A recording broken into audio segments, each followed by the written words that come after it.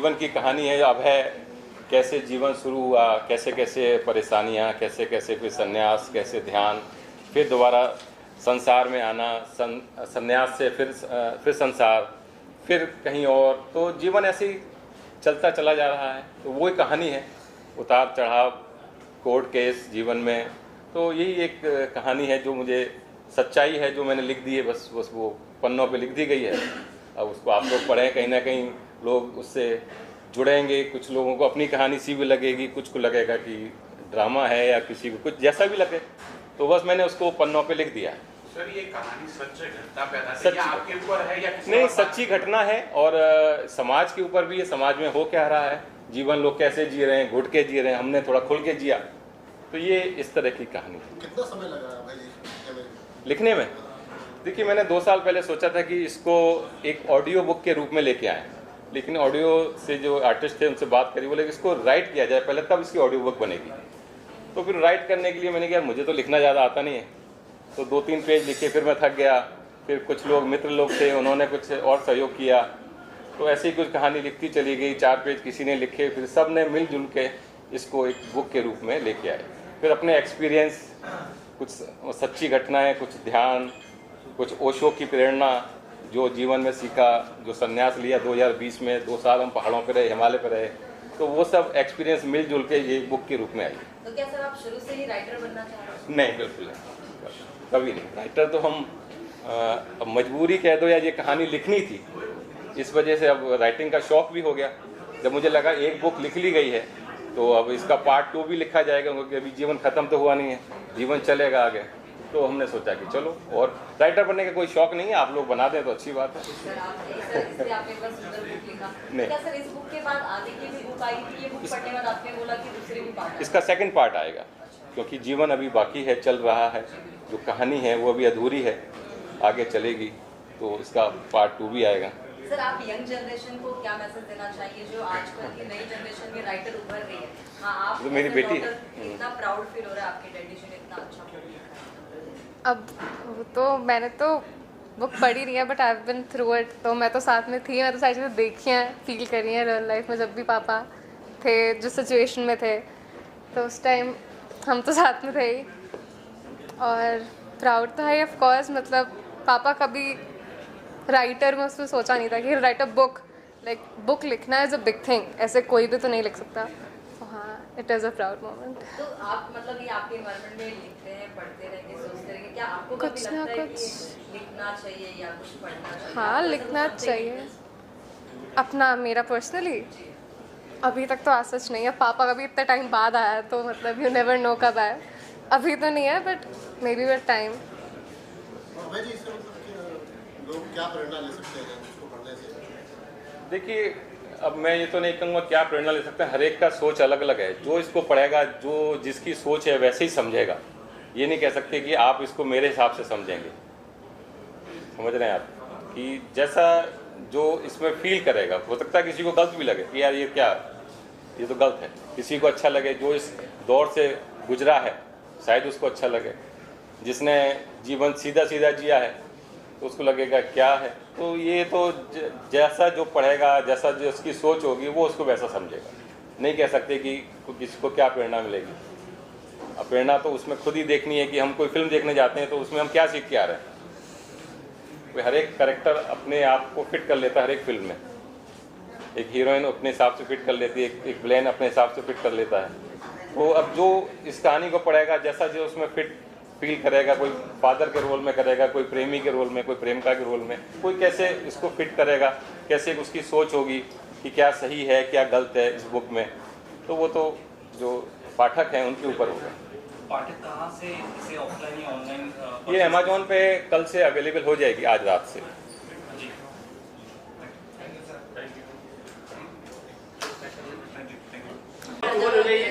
Thank you very much. आज इस शुभ अवसर पे किस तरीके से आप अभय सर को शुभकामनाएं देंगे और क्या? एक्चुअली हमसे ज़्यादा चर्चा आप लोगों की है। मैं अभय आनंद जी का बहुत मतलब उनको अभिनंदन करता हूँ कि उन्होंने अपने पर्सनल एक्सपीरियंसेस पे ये किताब लिखी है, एंड आई एम श्योर बहुत अच्छी लिखी होगी। और मैं ये किताब पढ़ूँगा, एंड आई कॉन्ग्रेचुलेट हिम कि इस तरह से हर इंसान को अपने पर्सनल एक्सपीरियंसेस शेयर करना चाहिए सबके साथ। तजुर्बात से ही ज़िंदगी बनती है, तो इससे अगर यूथ को या हमारे यंगस्टर्स को कोई प्रेरणा मिल सके तो इससे अच्छी क्या बात है। सर, आपने जोधा अकबर में इतना दमदार किरदार निभाया और अभी आपका कोई अपकमिंग प्रोजेक्ट है? हाँ, मेरे प्रोजेक्ट्स चलते ही रहते हैं। अभी मेरा वेब सीरीज़ आएगा इश्क नीति MX प्लेयर पे, और उसके अलावा भी काम तो चलता ही रहेगा, आपके सामने आते ही रहेगा। ये सर इश्क नीति कब तक आ सकती है? मेरे ख्याल नेक्स्ट मंथ हो जाएगी, अप्रैल में रिलीज। सर, ये इश्क नीति में जिस हिसाब से नाम है, राजनीति सुनाई है, इश्क नीति है। हाँ, वो इश्क मतलब करने की नीति है। जब राजनीतिज्ञों को इश्क हो जाता तो वो इश्क नीति हो जाती। बुक से कितना लगाव रखते हैं? बुक से बहुत मैं प्रेरित हूँ। कभी कभार इतना ज़्यादा एविड रीडर नहीं रहा जब से ये टेलीफोन वगैरह आ गया है, लेकिन किताबों का शौक़ रहा है और पढ़ने का शौक़ है। अच्छी अच्छी किताबें, ज़्यादातर मैं लिटरेरी बुक्स पढ़ता हूँ, हिस्ट्री बुक्स पढ़ता हूँ, तो मुझे किताबों से लगाव तो है ही और सबको होना भी चाहिए। Thank you very much. Thank you.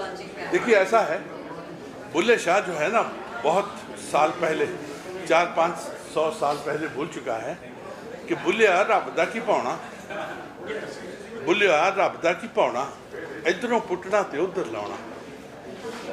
आपको एक जीवन मिला है, यहाँ पे जिए। अप है, डाउन है। वैसे भी ये जो शहर है ये अप और डाउन का ही है। कभी हाई टाइड है, कभी लो टाइड है। जब हाई टाइड है तो आदमी कहता है वाह क्या बात है, मुझसे बड़ा आदमी कोई है ही नहीं। जब लो टाइड है तो आदमी कहता है फिर उसके संस्कार काम में आते हैं, उसके संस्कार काम में आते हैं, उसका व्यवहार काम में आता है दोबारा उठने के लिए। ये जो इनकी जर्नी है, जो राइटर हैं, इनकी जर्नी भी बम्बई में जितने भी कलाकार हैं, गायक हैं, क्रिएटिव लोग हैं, वैसी ही जर्नी है। Up down, up down, up down. क्या मोक्ष हिमालय में जाके मिलता है क्या? हमारे अंदर ही तो हिमालय है, अंदर ही सब कुछ है। तो यहाँ पे रह के, काम करके, मुस्कुरा के अगर हमको मोक्ष मिल जाए तो कोई बुरी बात तो नहीं है, क्योंकि यहाँ पे जिस हिसाब से सफलता असफलता उसके बीच में अपने आप को संभालना, वो बहुत बड़ी बात है। But I wish him all the very best. इस तरह की बुक्स और इस तरह की शख्सियत सामने आनी चाहिए जो कि दुनिया को एक रास्ता दिखाए कि आप गृहस्थ आश्रम में रहकर भी मोक्ष प्राप्त कर सकते हैं। I wish him all the very best. लेकिन I am very grateful to my dear friend Sanjay Swaraj, जिसके सौजन्य से मैं यहाँ पे हूँ और आप लोगों से मुखातिब हूँ। Wish you all the very best. God bless. Thanks a lot. तो अभय जी को मैं शुभकामनाएं देना चाहती हूँ। स्पिरिचुअल, आध्यात्म का जो जर्नी होता है लाइफ में, एक्चुअली वही अल्टीमेट गोल होता है। हमने मानव का जन्म लिया है, हमें सारे संसाधन मिले हैं ताकि हम अपने हायर सेल्फ तक पहुँच जाएं। और इस जर्नी में जितने लोग आगे बढ़ते रहेंगे उतने हमारे पूरे यूनिवर्स, हमारे समाज, हमारे देश, उसमें सबको भला होगा। एंड तो द मोर और हमारे पुराने जो आध्यात्म के या फिलॉसफीज़ या माइथ सब थे, वो इसी चीज़ का मतलब इंसान के अंदर जो ब्रेन है और इंसान के अंदर जो जैसे हम कुंडलिनी कहते हैं, चक्रास कहते हैं, उसको अवेकन करने की क्षमता है, इसीलिए डाला है उसके अंदर। तो it is very nice to see कि Abhay ji has taken this journey. मेरी स्पिरिचुअल जर्नी 2007 में शुरू हुई, अभी तक मैं उस पर चल रही हूँ एंड बहुत आनंद आ रहा है। तो अभय जी जो स्वामी अभय आनंद हो गए, तो मैं उनको सदा आनंद, कुनिका सदानंद की तरफ से सदा आनंद विश करती हूँ। क्या बात कही आपने। बहुत सारी शुभकामनाएं।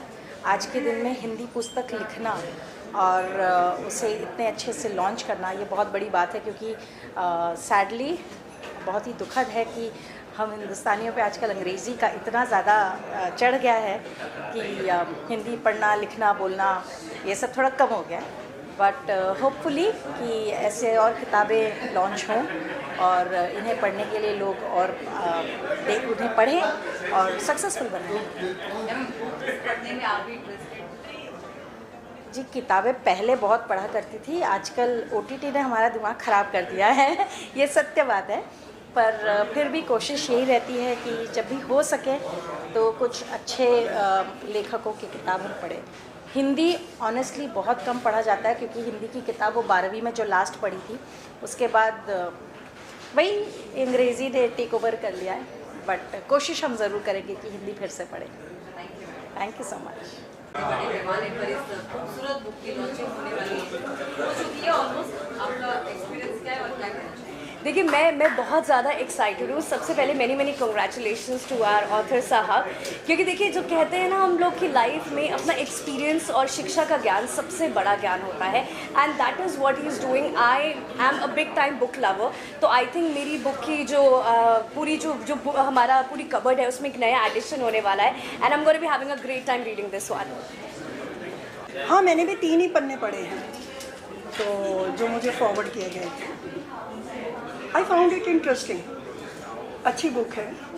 बट मुझे पहले तो मैंने जब टाइटल देखा ना, तो मेरे हस्बैंड का नाम है आदर्श, वो अपने आप को स्वामी आदर्शानंद बोलते हैं, क्योंकि वो भी आध्यात्म की तरफ चले गए तो जब टाइटल पढ़ा तो मुझे उन्हीं को, मैंने कहा अरे ये तो आप ही से रिजेंबल करता है। तो एक क्वेश्चन मेरे मन में बार बार आ रहा था कि संन्यास के बाद उन्होंने प्रेम लिखा है, जो टाइटल पे ही लिखा हुआ है, संसार, संन्यास और प्रेम।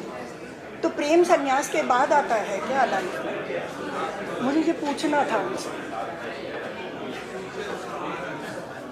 अदरवाइज बुक अच्छी है। लगता है जैसे पढ़ते हैं आप तो लगता है कि जैसे हमारे ही साथ ये चीज़ें घट रही हैं। हमने भी बच्चे पाले हैं, हमारी भी बेटी बाहर जाती थी तो हमें भी चिंता होती थी। तो ये सब चीज़ें तो सोसाइटी में चलती ही रहती है। कोई नया रिश्ता बनता है तो सुकून तो मिलता है, शादीशुदा को सुकून मिलता है, और जो अपने शादीशुदा नहीं हैं वो तो खैर हवा में उड़ने लगते हैं अच्छे लगे, इंटरेस्टिंग लगे, 3 पन्ने एक साथ पढ़े मैंने। तो wish him all the best. Thank you.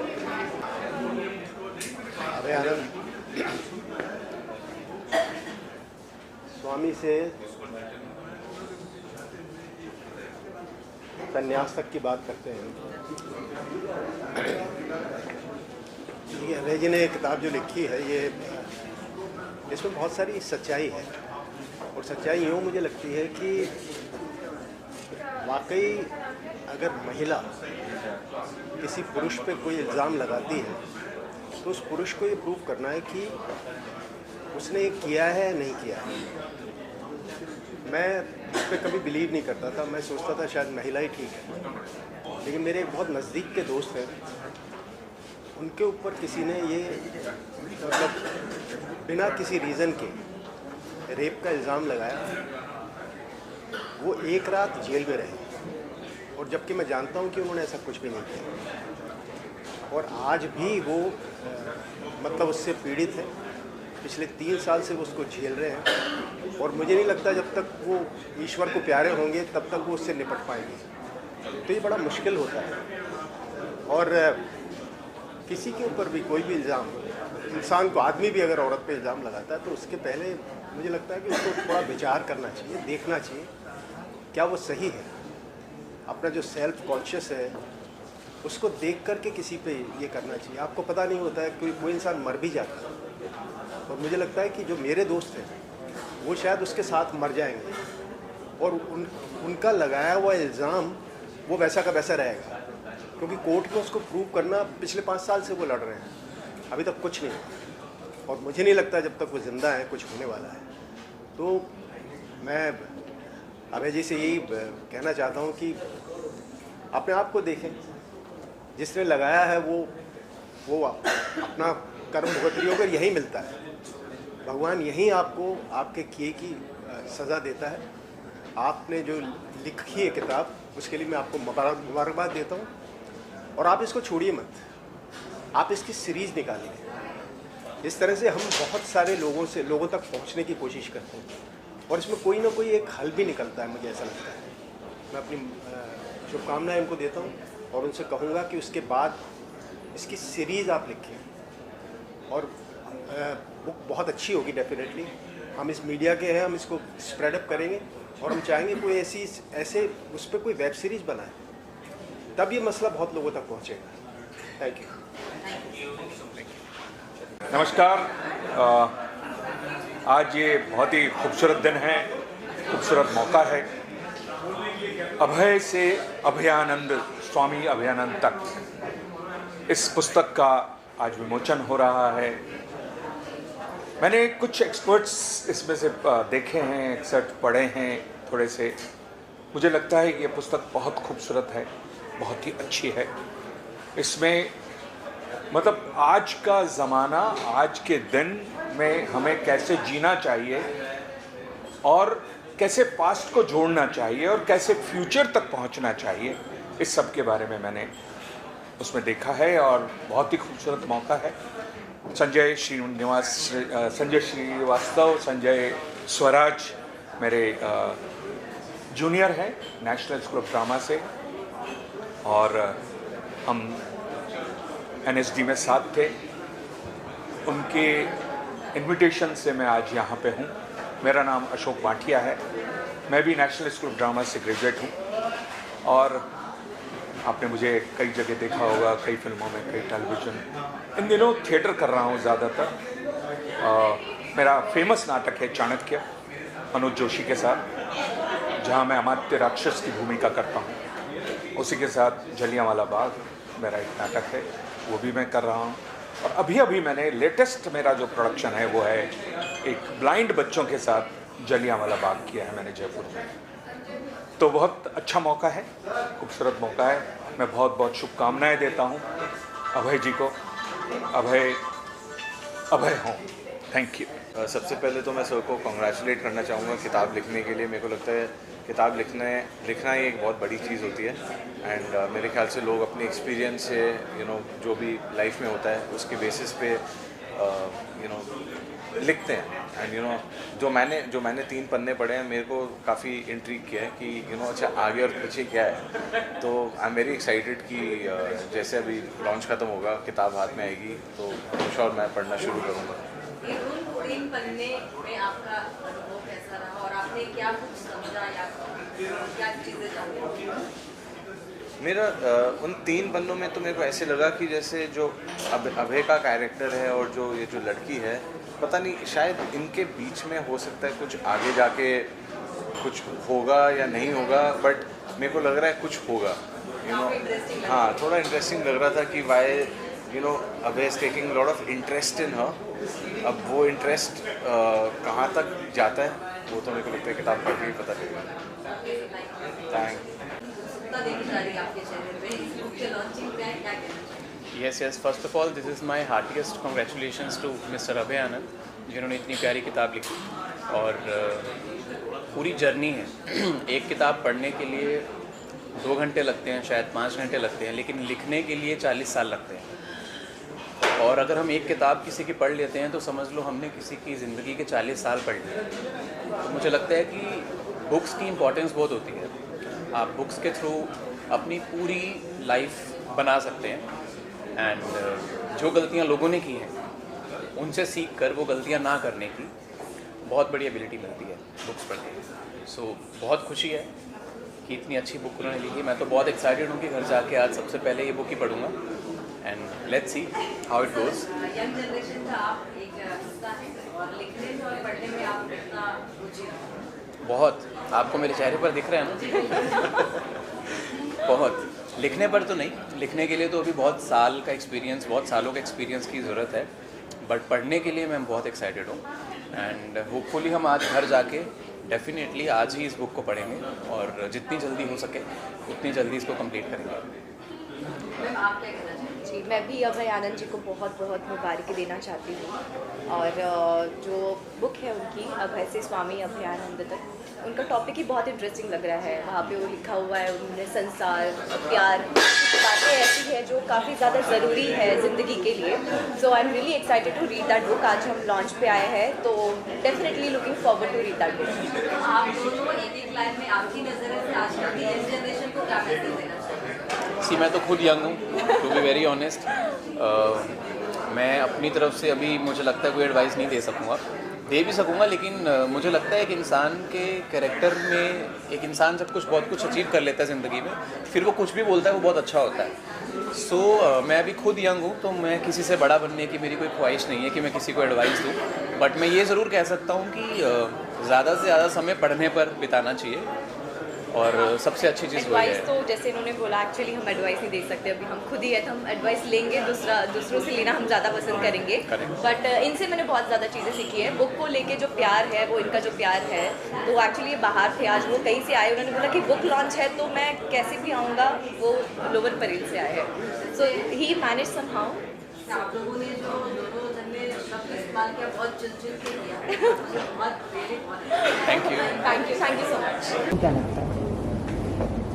सबसे पहले तो एक किताब लिखना ही एक चैलेंज होता है आज की तारीख में, बिकॉज मुझे लगता है कि हम कॉलेज के बाद वो पीढ़ी है जो किताब नहीं लिखती, राइट। तो मैं उस पीढ़ी से हूँ जहाँ पे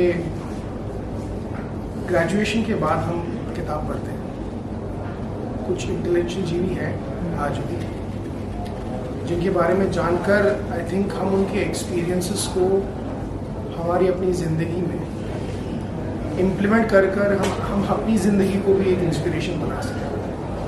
तो ऐसी किताबें आई थिंक ये हम फिल्म मेकर्स जो होते हैं ऐसी किताबों को ढूंढते हैं जिसमें कहानियाँ अच्छी हों, जिसकी बैंडविड्थ हम वाइडर स्पेक्ट्रम में हम लोगों तक पहुंचा सकें। बिकॉज आजकल की जो जनरेशन है वो बहुत आई थिंक फास्ट लाइफ जीना पसंद करती है। Nothing wrong in it, but yes be quick, ये एक लाइफ स्टाइल है आजकल।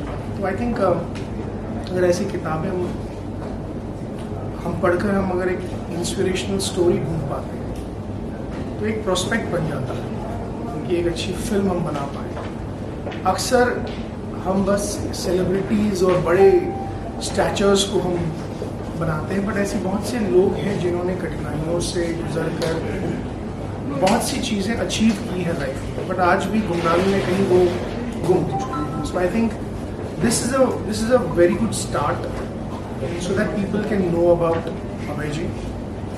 And yes, I mean, you never know, or you might find somebody making a film about him. And I think that's a very big push to people about him. So as a film maker, आपको क्या लगता है इस generation के हिसाब से किस type की फिल्में बननी चाहिए? वैसे तो मार्केट में बहुत सारी फिल्म बन रही है, बट आपके हिसाब से, आपके एक्सपीरियंस के हिसाब से किस तरह की फिल्म बननी चाहिए? देखिए, मैं तो कमर्शियल फिल्म मेकर हूँ, कमर्शियली सोचूंगा। तो सबसे पहले जो मेरा अप्रोच है फिल्म मेकिंग और सिनेमा को लेकर, वो ये है कि आपकी कहानी ऐसी हो जो एक ऑडियंस को सीट पर ग्लू कर बैठे। एक एक्टर जो है उसको परफॉर्म करने में उसको मज़ा आए, ऑडियंस को देखने में मज़ा आए, प्रोड्यूसर को पैसे लगाने में मज़ा आए, और at the and box office में लोगों को मज़ा आना चाहिए। अदरवाइज देखिए, हम अपने अपने पर्सपेक्टिव से फिल्म बना सकते हैं, बट आई थिंक जो उसका जो मेन उद्देश्य है फिल्म का, to reach a wider spectrum and also to entertain. मुझे अगर वो फिल्म बनानी है जो मुझे ही देखनी है तो मैं बना क्यों ना। सो आई थिंक ये हर फिल्म मेकर यही सोचता है कि मेरी कहानी अच्छी है, मेरी great film. But yes, people, आजकल की जनरेशन ऐसी है कि उन लोगों के पास एक्सपोजर इतना वाइड है कि वो मीडियोक्रेसी नहीं है। मैं खुद उस चीज़ में मानता हूँ कि कहानी, स्टोरी टेलिंग ऐसी हो कि जब एक, आई थिंक हम सब रिलेट करते हैं, जब एक दादी कुर्सी पर बैठी और एक 5 साल का बच्चा देखे ऐसे बैठा हुआ, I think that's a good story telling. मैंने बहुत तो मैं बता दिया आपको, this is what a film making should be, a story telling should, so it should cater to all the audiences. Okay sir, thank you. Thank you. और करीब 22 सालों से मेरे मित्र हैं, मेरी जर्नी को इन्होंने देखा है, मेरी जर्नी को इन्होंने देखा है, तो ये भी कुछ बोल सकते हैं, आज मेरे साथ हैं। तो ये जी नमस्कार सभी को। पहले तो मेरी शुभकामनाएं अभय जी को। अभय जी के साथ मेरा 22 साल का एक बहुत लंबा सफ़र रहा है और बहुत अच्छा और सुहाना सफ़र रहा है। इस सफ़र में अभय जी ने अपने जीवन को लेकर बहुत उतार चढ़ाव देखे, जो कि भाग्यवश भी है, कुछ कर्मवश है, कुछ व्यवहारवश है, और या कुछ अपनी मानसिक स्थिति को सही करने के लिए हम लोग जैसे अपने आप में एक हम ढूंढते हैं कि हम अपने आप में किसी ऐसे भगवान को, देवता को, या अपने आप में शांति को ढूंढ रहे हैं। तो उसी संघर्ष के साथ इन्होंने जीवन को जिया, बहुत अच्छे से जिया, और हम सब ने बहुत इनको प्रेरणा दी कि आप एक पुस्तक को लिखें, जिससे आपके एक पुस्तक के माध्यम से समाज को ये पता लगे कि आखिर जीवन में अगर कठिनाइयाँ आती हैं तो उसको कैसे सही किया जाए, जीवन को कैसे आगे बढ़ाया जाए, और आप ऐसा प्रेरणा बन सकते हैं समाज के लिए कि जो आपके जज्बात हैं, आपकी जो फीलिंग्स हैं, आपकी जो बातें हैं, वो बाहर आती चली जाएं और किताब के माध्यम से लोग उसको समझ सकें। तो अभय जी का जीवन एक बहुत अच्छा रहा है, और स्वामी बने, ये ओशो से ये साथ रहे, ऋषिकेश में काफ़ी समय बिताया, तो उन सभी चीज़ों के साथ मैं वहाँ पर रहा और मुझे बड़ा आनंद आया, और आज बहुत आनंद आ रहा है। पहले हम दिल्ली में पिछले साल मैंने लॉन्च की थी बुक, आज यहाँ कर रहे हैं, और अगले साल हो सकता है दुबई में भी करें। आप सभी का बहुत बहुत धन्यवाद, थैंक यू। मैं यही कहना चाहूँगा कि अभय जी के बारे में जो पढ़ा मैंने थोड़ा बहुत, ये समझ में आया कि एक अलग जर्नी की बात की गई है, और इनकी अपनी चैलेंजेस होंगे लाइफ में, अपनी सोच होगी, अपनी संघर्ष होंगे, और दो तरह के जीवन अगर इन्होंने देखे हैं इसी एक जन्म में, तो ये बहुत भाग्यशाली हैं, और इनसे हमें और ज़्यादा कुछ सीखने को मिले इस दिशा में, ऐसी उम्मीद करता हूँ। मैम, इस लाइन से आप क्या सोच पा रही हैं? वैसे स्वामी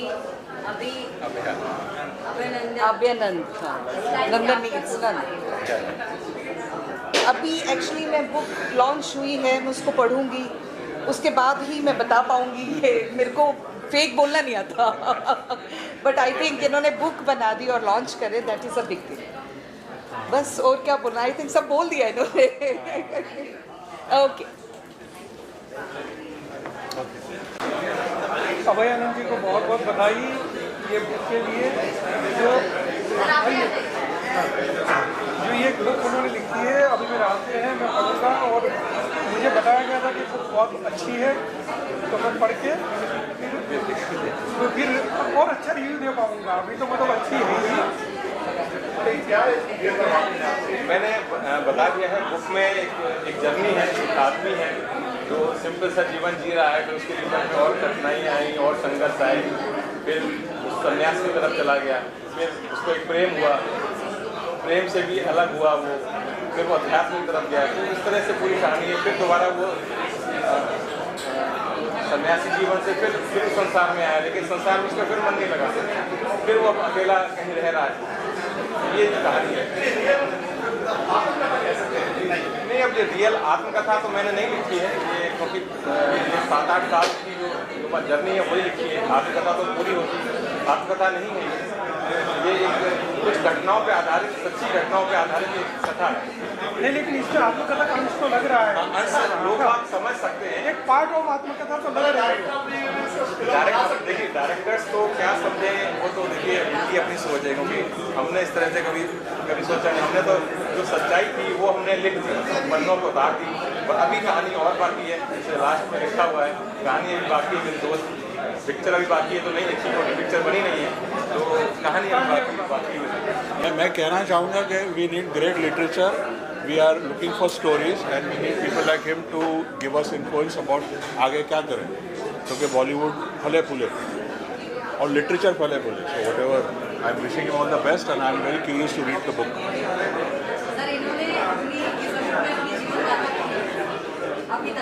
तो इस बारे में क्या कहना चाहिए? क्योंकि अपने जीवन की सच्चाई लिखने के लिए भी हिम्मत चाहिए, बिल्कुल चाहिए। तो मैं बहुत इंतज़ार कर रहा हूँ कब मुझे किताब दे और कब मैं पढ़ूँ। अभी तो सर कह रहे दूसरी बुक भी आने वाली है। अच्छा, anyway, I respect his talent, that's why I have come here. Thank you.